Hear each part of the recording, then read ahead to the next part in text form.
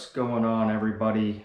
I recently wrote an article about the differences between real estate in Mexico versus real estate in the United States.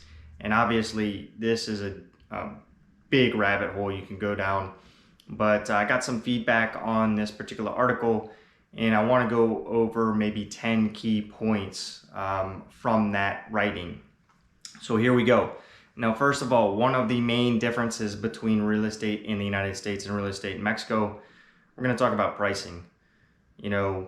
Recently there's been a lot of data coming back about, housing prices, real estate prices rising astronomically, the most since maybe the 70s. So we're talking the most in 40, 50 years in not only 1 year, but 1 quarter in the United States. So you're seeing what a lot of people would agree with as ridiculous real estate prices in the United States. And for that reason alone, I'm getting a ton of people reaching out. So the obvious winner in this one is going to go to Mexico, because your real estate entry level prices are going to be lower. Even in a market like Cabo, which is considered probably one of the most expensive markets within Mexico, you're still going to see lower price points than you would see in many major US markets. So that's just going to be a no-brainer going to Mexico on that. And I think most Americans would agree. That's why a lot of people are reaching out to me right now for investment properties. Okay, the second category I want to speak about is interest rates and lending. This one is a no-brainer as well. This one's going to the US. You've got historically low interest rates, 3%, 4%, once you start getting into investment properties, you could see that a little bit higher, 15, 30-year mortgages. You're not going to have that. Interest rates are higher in Mexico, and these cross-border lenders like Global Mortgage, we're going to say 7, 8, 9% if you are having really good credit. And these will be like 15, 20, 25 years, but way more expensive, almost twice as expensive, right? So this is going to be a no-brainer. This one goes to the United States. I will say, you guys might be getting sick of this one, but lower interest rates, higher prices. So that's not necessarily all bad. However, that is a clear winner to the United States. Here's another one, market reporting, MLS systems, and things like that. This is going to be a clear winner to the United States as well. You have very well established market systems, MLS systems in the United States. You've got really good data throughout the entire country, right? You've got licensing requirements for realtors, definitely not the most stringent, but you have them. I will say, take a wild guess which place has the most sophisticated MLS system in all of Latin America. You guessed it, Los Cabos. This was really kind of born in the 1990s, and it's just been growing. So you have a lot of data accumulated over that time.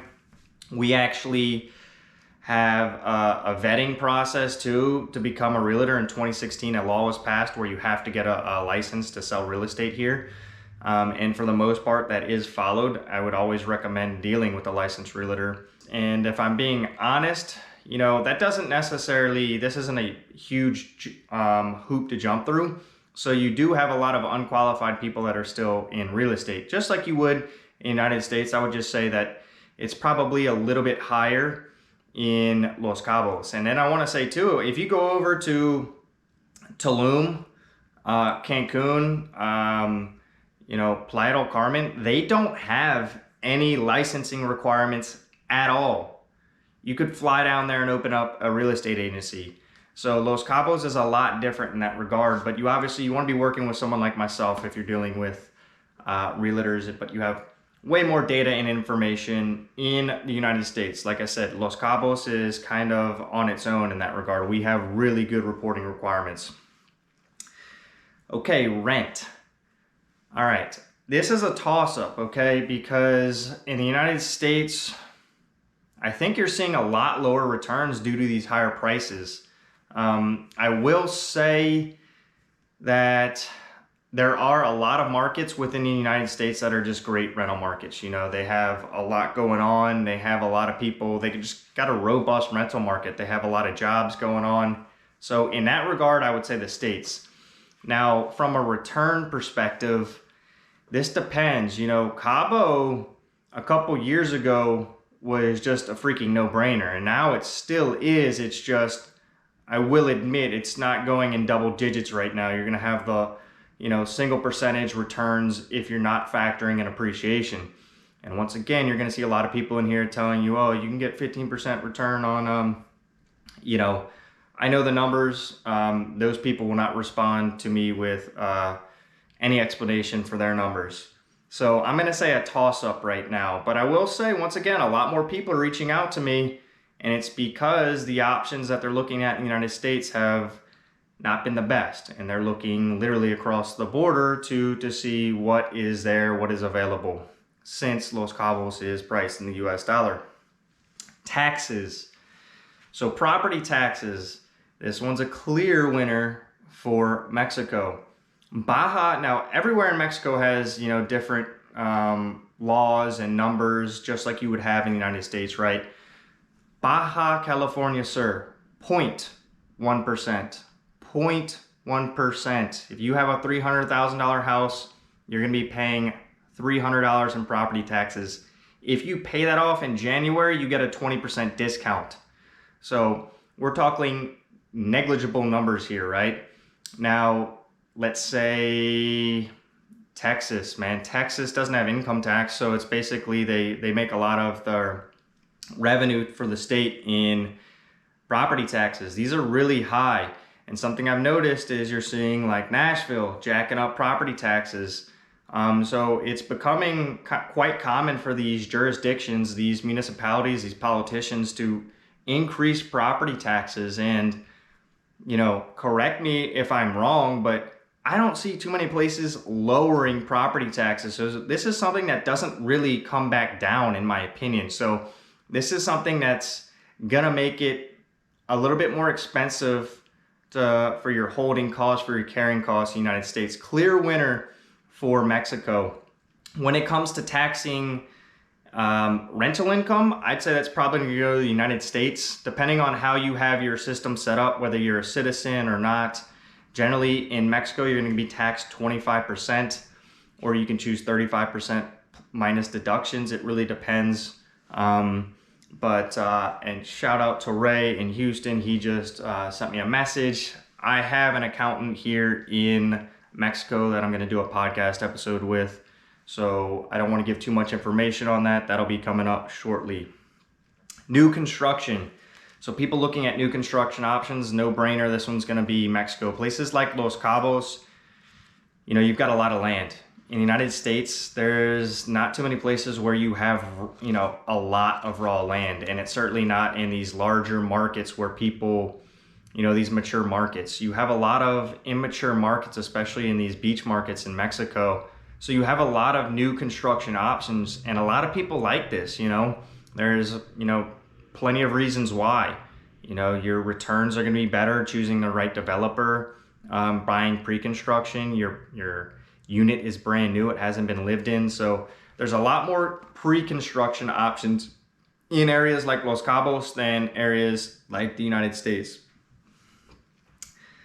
So inventory, I'm going to say, you know, right now I think you're seeing a little bit more balance in the supply and demand in the United States. You were seeing a lot of this just get out of control, where people were, you know, putting houses and they were basically being bought in 5 days in a lot of these markets. So I think you're starting to see more people list their properties and more buyers kind of become a little bit more cautious as prices rise. But I do believe there's more inventory. In Los Cabos, it's kind of a different story. We have, you have a lot of people that are waiting for pre-construction to be built out because the options that are already constructed are either something they're not interested in, or, you know, they like the ability to have higher returns, higher appreciation values due to the pre-construction. So I'm going to say you're going to have Probably better options with inventory in Mexico, but I'm not going to generalize the entire United States on that. There's a lot of different markets. That's one's kind of a toss-up. So, second home investment. This is a good one. So let's say you're Seattle, let's say you're New York, let's say you're one of these Toronto, Vancouver, obviously not the United States, but you have these pretty harsh winters. You know, are you going to buy a vacation home in, let's say, Florida? Because Florida is getting expensive. A lot of people don't realize this too, but Florida is going to have, I believe, significant increases in hurricane, flood insurance in the coming years. So I think on top of that, you just have a lot of people moving to Florida, you know, and there's some beautiful parts of Florida, but, you know, generalizing that the state as a whole, you know, there's definitely some, you know, more rural areas that I would not want to be living in Florida.